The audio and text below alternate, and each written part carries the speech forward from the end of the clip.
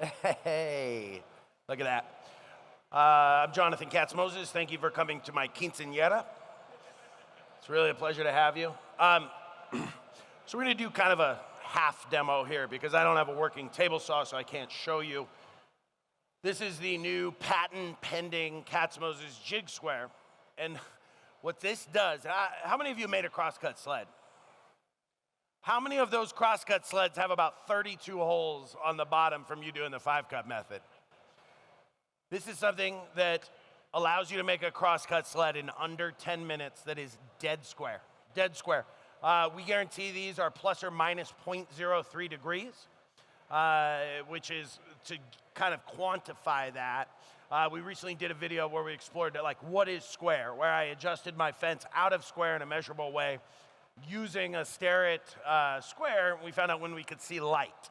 And the first time we could see light in that square was when it was out of square 0.087 degrees. So 0.03, we'll round 0.78 up to 0.9. That's 3 times less than you can see light with a square when you make it. I've also created a sled kit that takes all of the hassle out of making your fences and your runners. So it comes with pre-drilled countersunk runners. We leave those a hair wide so you can sand them into place. You don't need to cut them. They're just about 3/4 of an inch, which is what most miter slots are. If you have a table saw like this festival one or like a job site saw, you can then cut them down a little bit if you need to. I recommend doing that with a hand plane and not a powered tool, so that way you can sneak up on your fit. Because when you make a crosscut sled,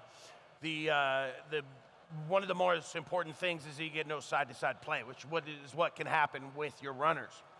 So the way we make these fences super easy is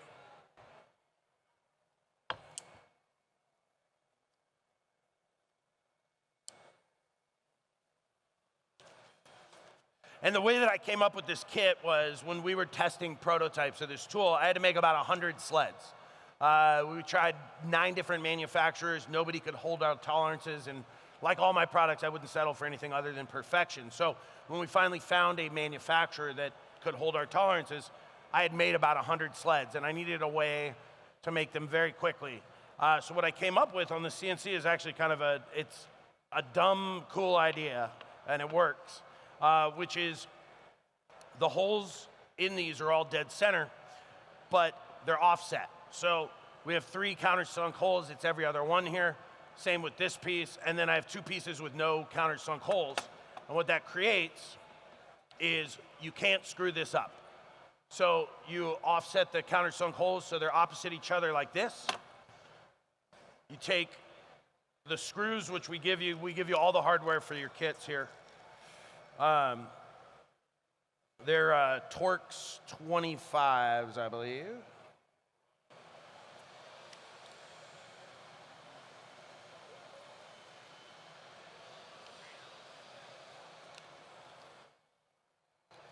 So what's great about them being CNC'd, right, is all the holes are in the exact same place. That means you don't have to trim up your fences. That means you just put glue on them and you shoot screws and they're gonna line up perfectly. So this is all perfectly lined up. It's square, it's flat. So you put your glue on, you run 3 screws from each side, just like that.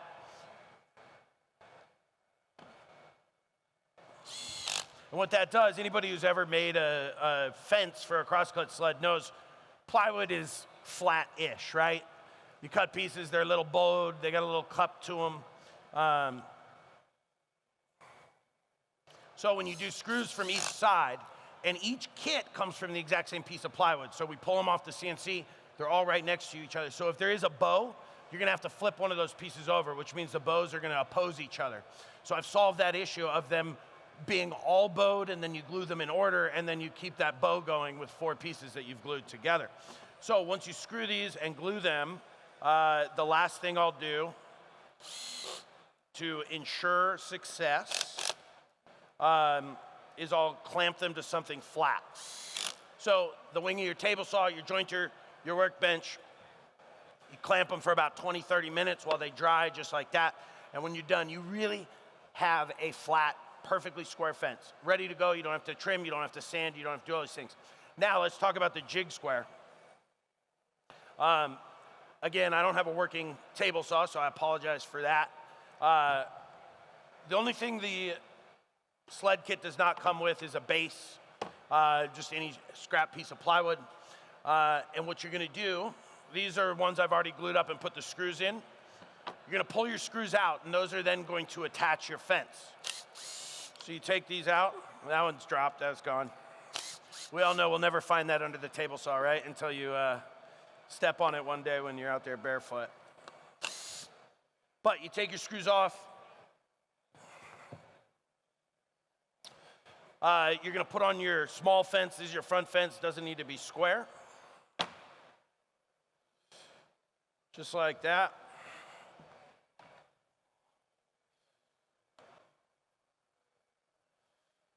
Clamp it down.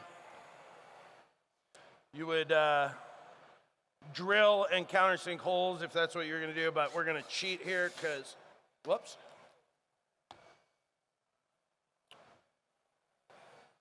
We're gonna drill and countersink holes.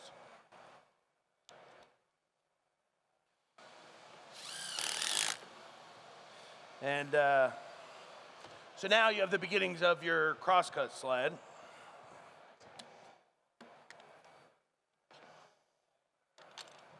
Now, this is where the magic happens, right?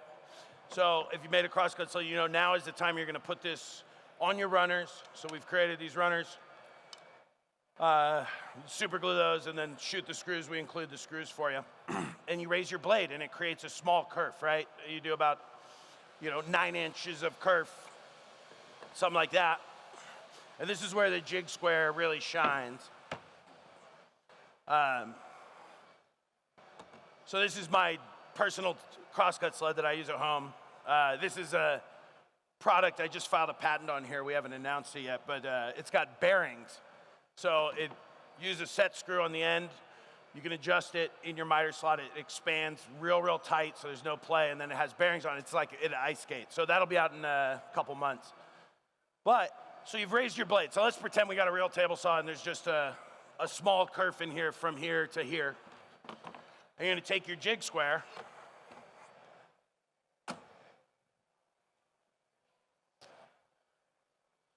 and it goes in your kerf just like this.